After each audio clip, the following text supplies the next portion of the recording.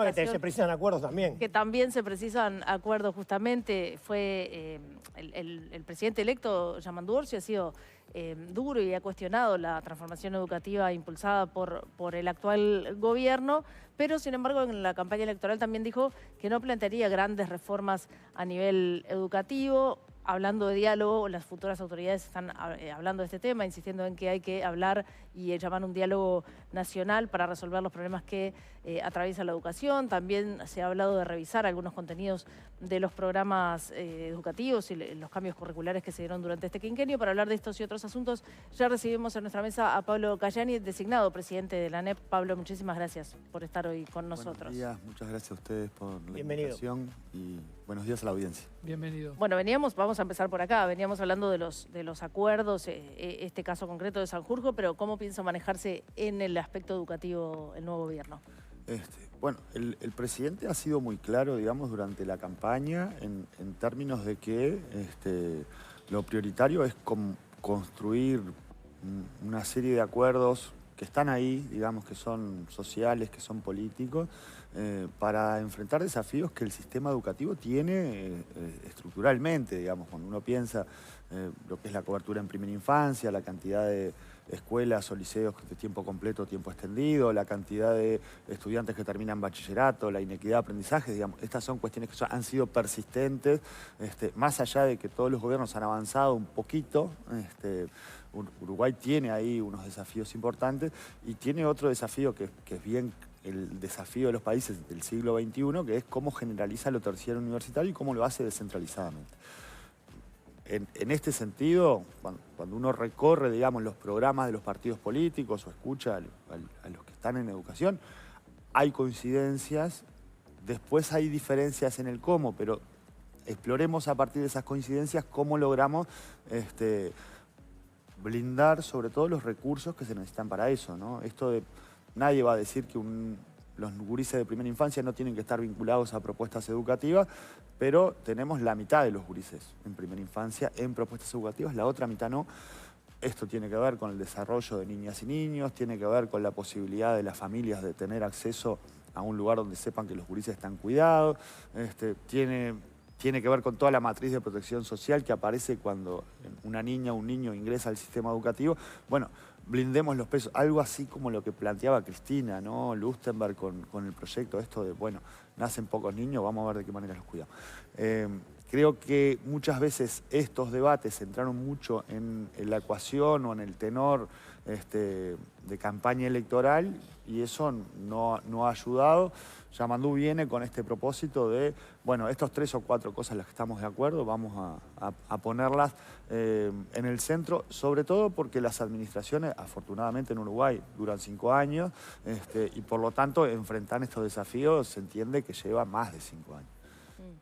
Y en esto está bien, pero ¿cómo sería el diseño de en estas cosas que están de acuerdo entre todos, llevarlas adelante, ¿no? Sería de digamos, reuniones previas, en fin. ¿Cómo es que piensan llevarlo adelante? Bueno, eso es algo de las cuestiones que se están trabajando, digamos, en el marco del inicio del gobierno. Hay antecedentes que son, por un lado, los acuerdos multipartidarios del periodo de Pepe, donde el ministro de Educación era Ricardo Ehrlich. Lo que hizo fue convocar a ámbitos, a todos los partidos políticos.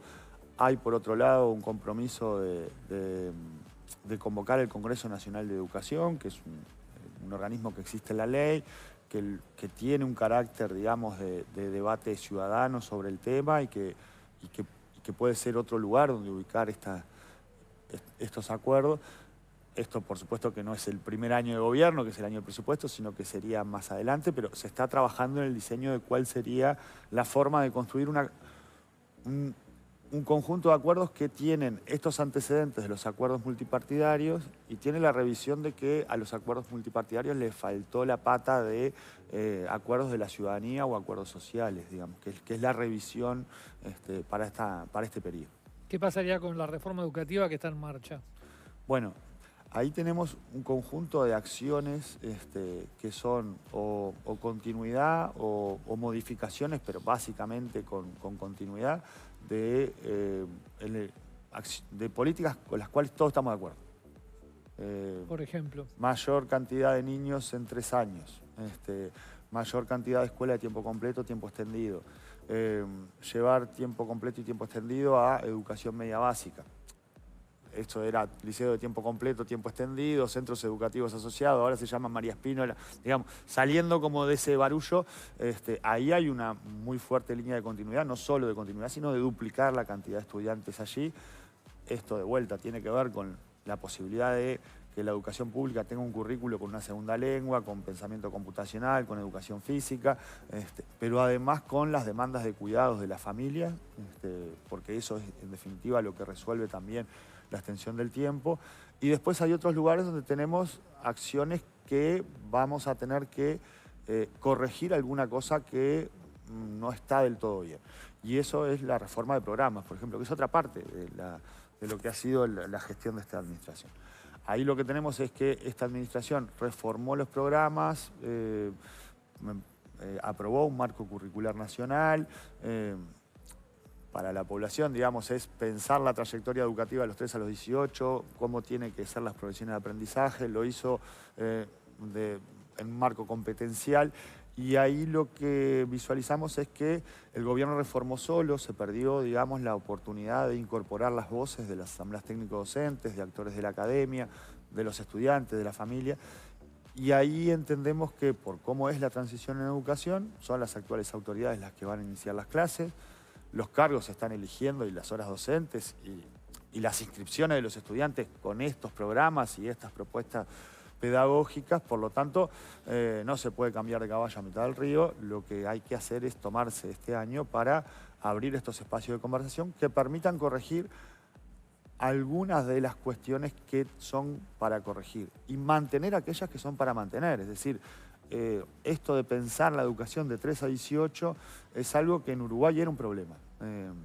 Julio Castro lo denunciaba a mitad del siglo XX cuando planteaba que el niño cuando transitaba por la escuela tenía una maestra, tenía una serie de calificaciones, tenía un lugar del error, tenía una organización de institución. Y en diciembre cortaba eso, empezaba en marzo en otro que eran 12, 13 profesores, con otro lugar de las calificaciones, con otro lugar del error. Y eso lo que hacía es que el estudiante era quien se tenía que adaptar a lo que le veníamos proponiendo los adultos y no el sistema educativo al estudiante y su trayectoria. Creo que esos son de las cosas buenas que esta administración consolidó. Es decir, teníamos una iniciativa anterior que había pensado, digamos, la trayectoria de 3 a 18, no había llegado a nivel de programa de aula, y por lo tanto eso es algo a preservar. Y me parece que es saludable que se reconozcan esos avances en términos de la política curricular. Después, establecer una sola forma de enseñar y de aprender, es un poco complejo para cómo se estructura la educación en Uruguay en términos de la libertad de enseñanza, la libertad de cátedra, la posibilidad de experimentación pedagógica, es decir, un conjunto de cosas que acontecen en la vida de las instituciones educativas y que con esta reforma curricular quedan muy presionadas, muy tapadas.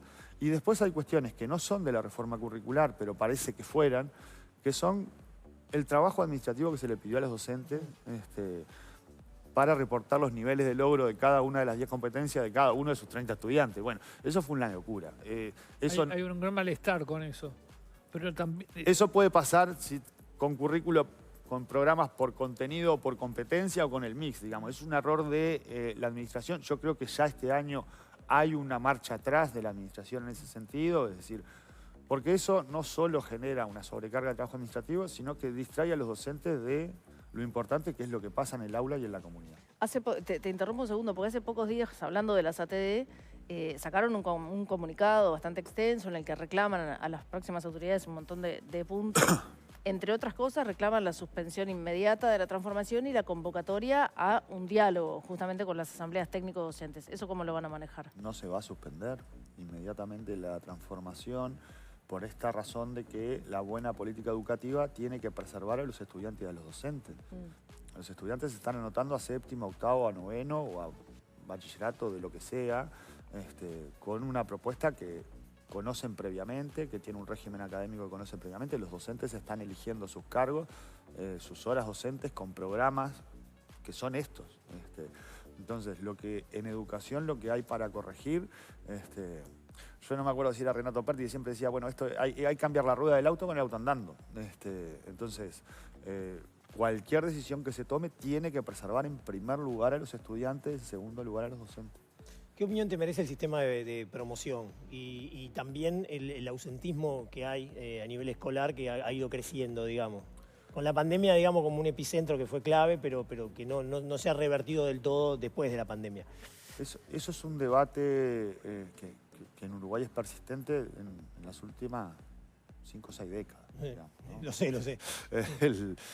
Uruguay tenía, hace 40 años, 40-50% de los niños que ingresaban a primero, un 50% de repetición. ¿Qué es lo que sucede? La repetición es más tiempo para aprender. En definitiva, esa es la idea. Y lo que venía haciendo Uruguay es colocando más tiempo para aprender antes de repetir. Es decir, cuando uno baja la cantidad de estudiantes por grupo, digamos que es un proceso de los últimos 20 años, o coloca maestras comunitarias o maestras de apoyo o tutorías, lo que está planteando es más tiempo para aprender antes de recursar.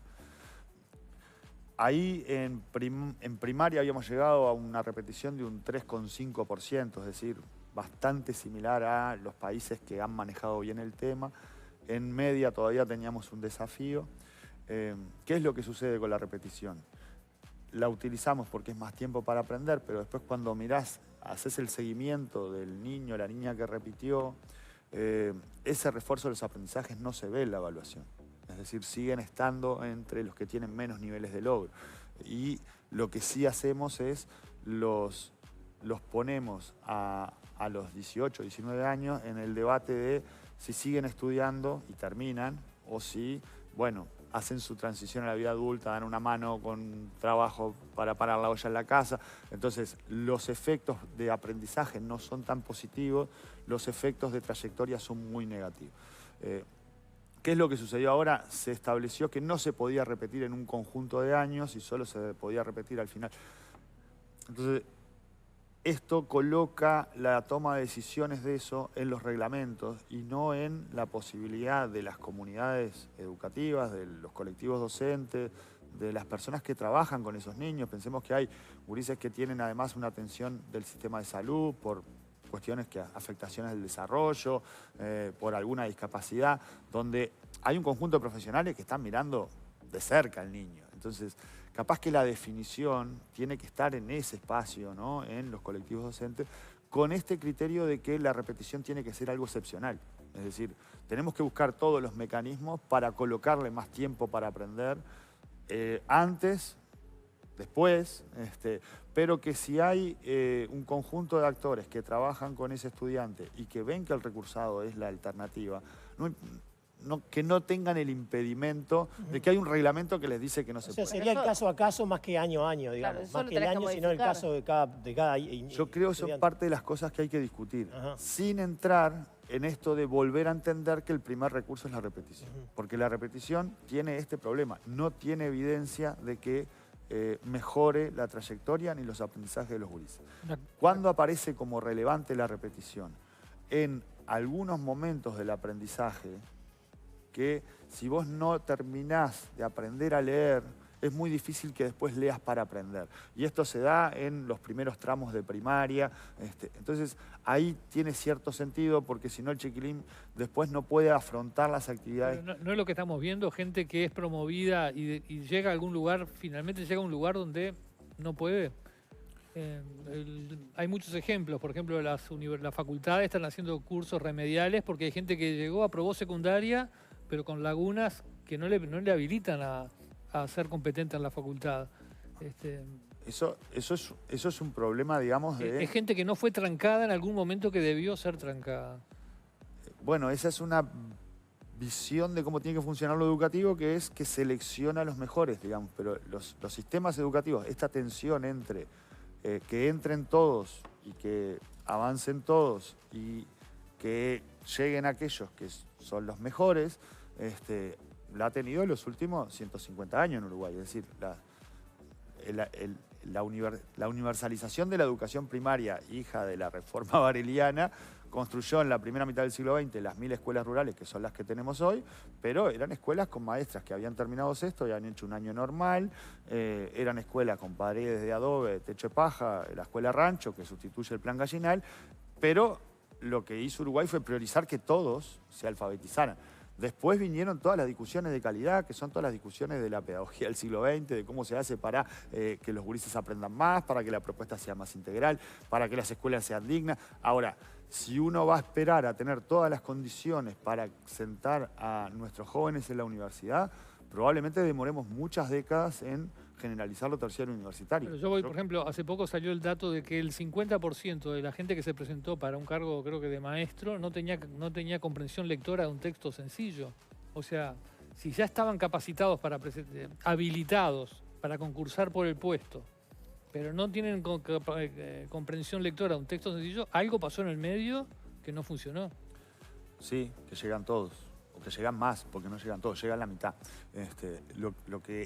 Lo que a mí me parece es una conversación interesante para darle a la ciudadanía, si es, bueno, tienen que llegar solo los que pueden llegar, o en realidad lo que tenemos que tener son políticas educativas que contemplen que hay gurises que llegan con dificultades en matemática, en lengua, y por lo tanto tiene que ser parte de las propuestas educativas enseñar a leer y escribir. Es decir, cuando vos accedes a una carrera terciaria o universitaria, vas a tener que aprender a escribir y a leer en lenguaje académico.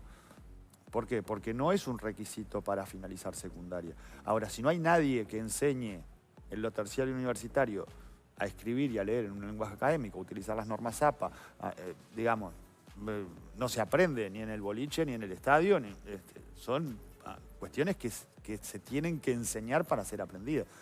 Creo que esos desafíos son desafíos interesantes en términos de si la política entiende que se puede efectivamente colocar estos nuevos saberes en una serie de ciudadanos que antes no accedían a lo terciario universitario. Quedó colgado un poco el tema del ausentismo, yo creo que es muy importante, porque si el niño o el estudiante no está en la escuela... El ausentismo es brutal. Es brutal. Y yo te quería preguntar si eso lo atabas al tema de la promoción, porque el niño que sabe que no va a repetir por ahí falta más de aquel niño que sabe que tiene, digamos, la zanahoria de pasar de año. No sé si vos lo atás a eso o no tiene nada que ver. Bueno, ahí no hay evidencia de eso. Ajá. En general los niños van a la escuela no porque vayan a promover o a repetir, sino porque los llevamos a la escuela o porque tienen ganas de encontrarse con sus compañeros, digamos. Las resoluciones a nivel... En los adolescentes puede aparecer esto de una acción más racional, de, bueno, no importa la falta. Yo creo que ahí tenemos dos temas. Por un lado, los fenómenos de ausentismo, que en Uruguay eran altos, que se trabajaban con maestras comunitarias, yendo a buscar, etcétera, ¿no? Hay una batería de cosas. La pandemia desparramó esto en el mundo. Lo que nos pasó en Uruguay fue que después nos dimos pie con bola, y eso que las autoridades, digamos, lo hemos conversado varias veces, han tenido acciones de compra de botas de lluvia y capas para que la lluvia no sea un problema, de ir a buscar a los gurises a la casa, de una serie de acciones con el plan Ceibal que mejoraron un poquito la asistencia, de informar a la familia de cuántas faltas tienen los niños. Pero ahí tenemos un desafío porque todos los años crece eso. Eso tiene un efecto claro sobre niveles de logro, es decir, el que no va no está aprendiendo, pero además tiene un efecto claro sobre la protección de derechos de niñas y niños. Es decir, cuando los gurises están vinculados al sistema educativo, también es posible protegerlos más de otras cosas, no solo violencia, abuso y maltrato, que es la clásica, sino el acceso a prestaciones sociales o a otro tipo de actividades que participar cotidianamente en la institución educativa te lo permite. Y ahí hay un tema para mirar, pero además para mirar buscando evidencia de cómo se mejora. Es decir, Reino Unido mejoró después de la pandemia los niveles de asistencia. Tiene una batería de cosas que van desde la policía, las prestaciones sociales. No solo es que si la falta cuenta para la promoción o no, es decir, y me parece que el trabajo ahora viene en, bueno, recopilar esas evidencias, experimentar con eso, es decir, poner en práctica, evaluando si eso modifica. Creo que ahí además hay un problema fundamentalmente del mundo adulto, es decir, hay un conjunto de cosas que son imponderables, ¿no? Crece la cañada o la falta de política de ciudad, que la ANEP no lo va a poder resolver, ¿no? La salida del asentamiento cuando llueve. Ahora hay otras que tienen que ver con cuánto nos importa a los adultos la falta de los gurises en el sistema educativo.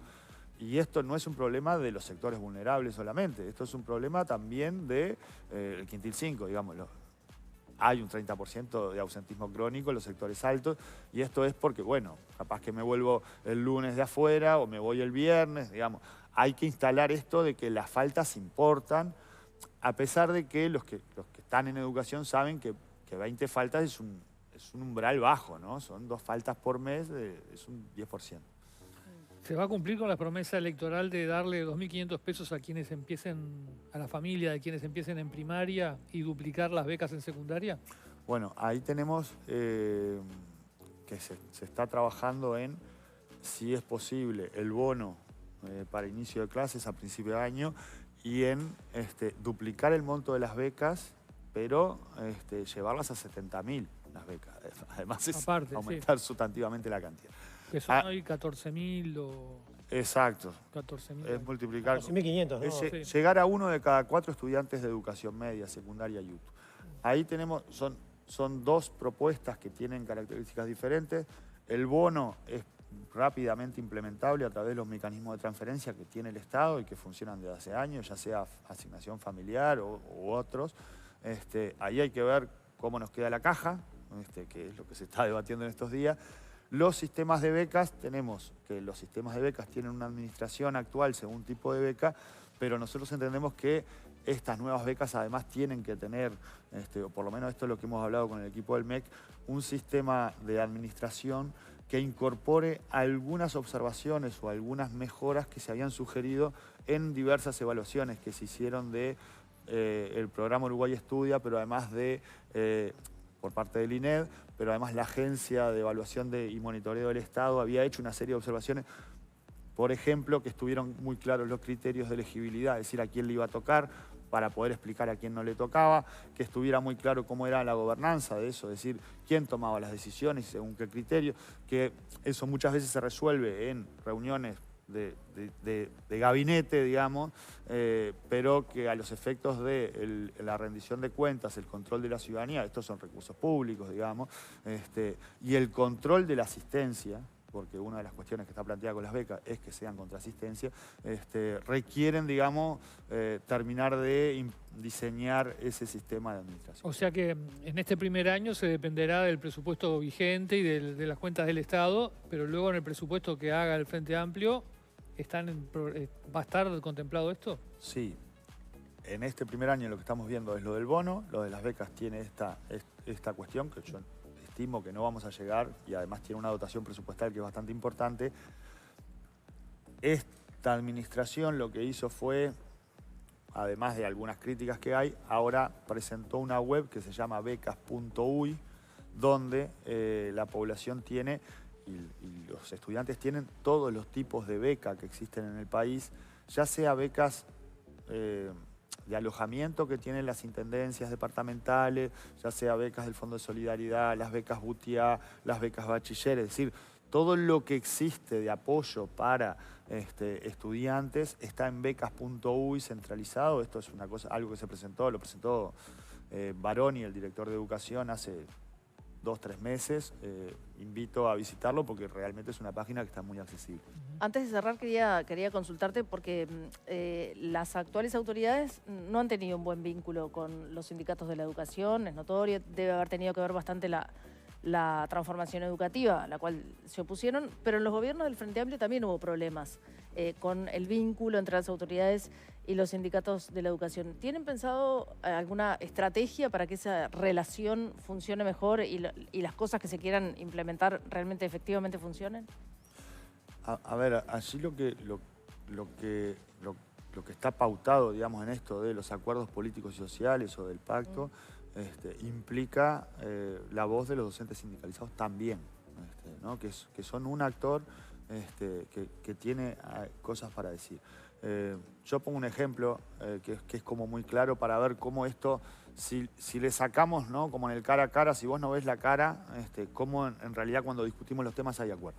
El profesor Robert Silva, el doctor Robert Silva insistió mucho en su gestión con aumentar la cantidad de propuestas de alimentación en educación secundaria. De hecho, esto lo trae de los María Espínola, lo traen de los CEA o de los liceos de tiempo completo. Ahí aumentaron capaz que 5.000 estudiantes más de los 10.000 que había. Todos estamos de acuerdo que los gurises hay que resolver los temas de comida en media, que esto es bastante novedoso en términos de... no era un problema planteado por los docentes de media. Ahora, el documento que presentó la Coordinadora de Sindicatos de la Enseñanza a los partidos políticos un mes antes de las elecciones, uno de los primeros 3 puntos es resolver alimentación en media. Bueno, entonces, en las ideas estamos teniendo ciertos lugares donde hay coincidencia. Después lo otro que me parece que es como muy saludable explicitarlo es, los sindicatos son organizaciones legales y legítimas que tienen un rol, que representan un conjunto de intereses, que tienen un rol diferente al gobierno. Es decir, yo vengo de la Federación Uruguaya de Magisterio, y que está establecido en la ley cuáles son los mecanismos de negociación colectiva. Y por lo tanto, lo que se compromete el gobierno es a respetar el marco legal. Y esto no quiere decir ni que el gobierno se va a privar de tomar decisiones y avanzar todo lo que se pueda en los problemas estructurales que tiene el sistema educativo, ni que vamos a andar a los tortazos todos los días, como andaban las autoridades anteriores en los informativos diciendo que el problema era los sindicatos.